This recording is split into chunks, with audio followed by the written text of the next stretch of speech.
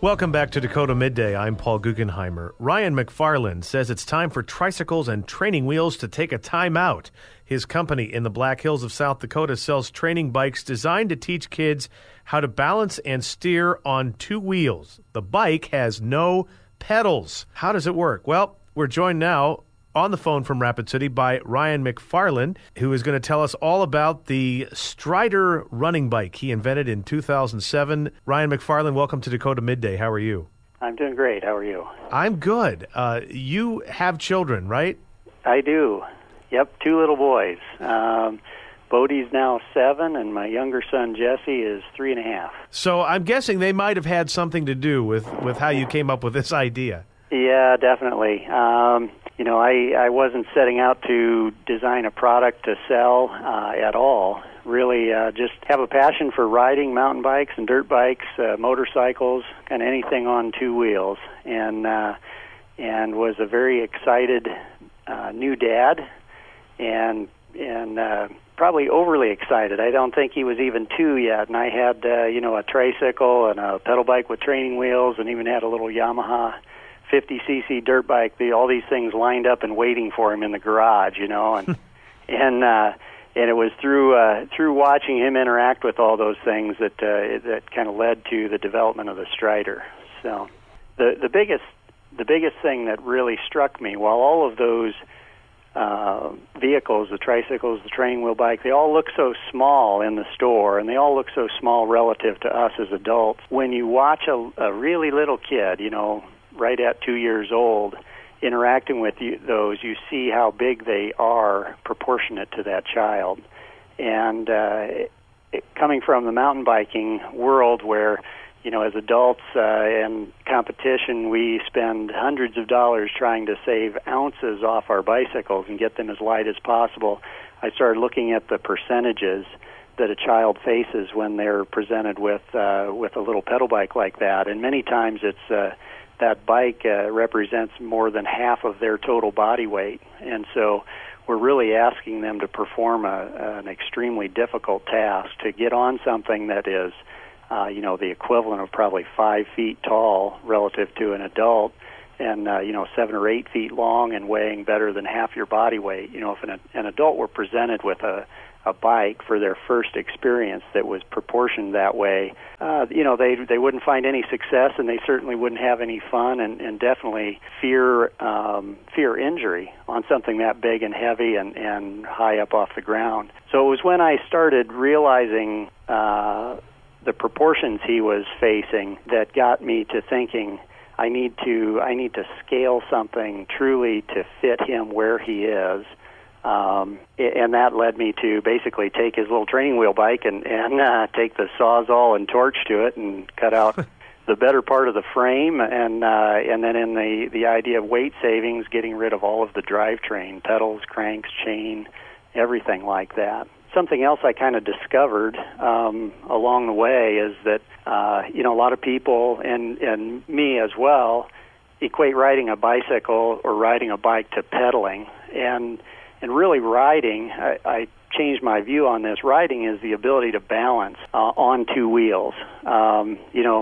Whether you're striding it, which is kind of an elliptical motion, or pedaling it, which is circular, or whether you're twisting a throttle on a motorcycle, or just coasting a bicycle downhill using gravity. Those are all different means of propulsion, but the riding is the ability to balance and steer and lean on two wheels. And so once I kind of reconciled that in my head and realized that what I need to teach him is how to balance and steer it, then I looked at what's the most efficient for him. At the time, Bodie, it's kind of funny, I'd lay him out on the living room floor there, and measure arms and legs and height and everything, and he was such a willing little partner. It was great. I'd not been able to do it without him, but at the time his leg was only 12 inches long, and if you look at a little pedal bike, the cranks, each pedal crank is about 4 inches long, so that means an 8-inch diameter circle there. So a 12-inch little leg just doesn't make an 8-inch diameter circle very well. So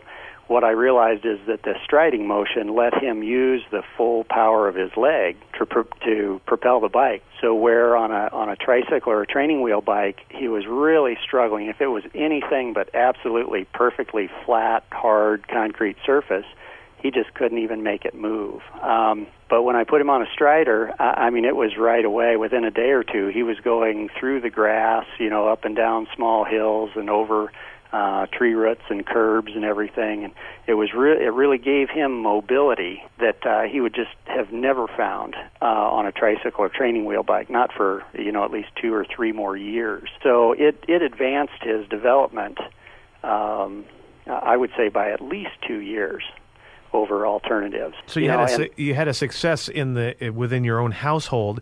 Yeah. But now you've been able to market this. What started as a business venture in your garage.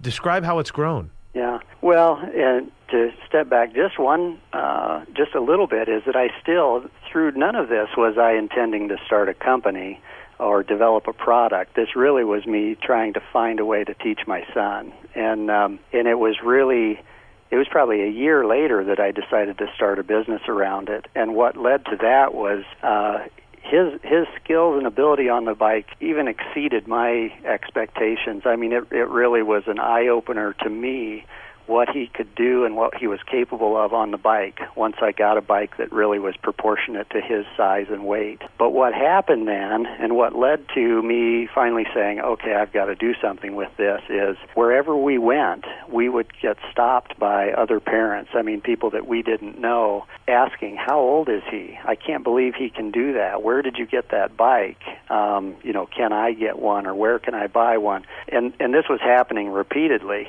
And so after a while, I thought, I must be missing the boat here. I need to get these into production. I remember the time when I actually finally made that decision.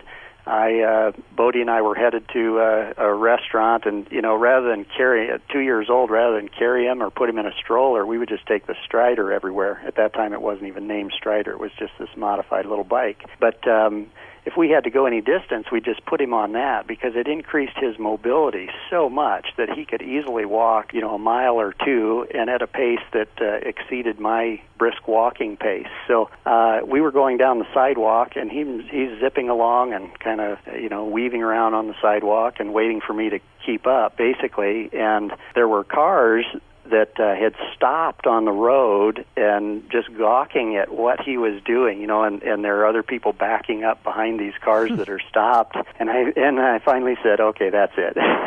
If cars stopped on the highway watching him isn't enough, I don't know what better sign I can have. So, I pulled in a couple partners close to me. One is my dad, who's a business partner with me in this venture, and a good friend of mine, Gene Woodle. And he's also a patent attorney who I've worked with on a number of other inventions and patented designs that I've had over the years. So the three of us thought we ought to be able to do something with this, and that was in early 2007. So it's been a pretty wild ride ever since.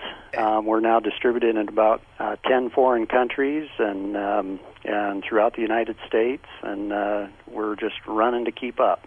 And the rest is history. Yeah. Ryan McFarland is our guest. He is the man who is marketing the Strider. He has his own business in Rapid City based on his adjusting a bike for his young son. And we have just about 20 seconds left here, Ryan, but there is a man in North Carolina who claims to be the first person in the United States to make and sell a training bike, but you are the person credited with inventing the Strider. Is that correct? Correct. Well, there's nothing really unique about this. Before the bicycle existed, way back in the 1700s and 1800s, they basically had what would be a balance bike or walking bike for adults before the invention of pedals and chains. So what we've done better than anybody else anywhere in the world is size that bike to a toddler. 18 to 24 months they can get started on our bike, and our bike adjusts and grows with them and teaches the skills they need to learn better than any other bike on the market. So that's been the fun part. Well, it's been a fun story to hear. And Ryan McFarland, thank you so much for taking the time to join us from Rapid City. We appreciate it. Best of luck to you. All right, thank you. And that'll do it for this edition of Dakota Midday. Want to thank Travis Berg on the phones and Owen DeYoung at the controls. I'm Paul Guggenheimer. See you tomorrow with another edition of Dakota Midday.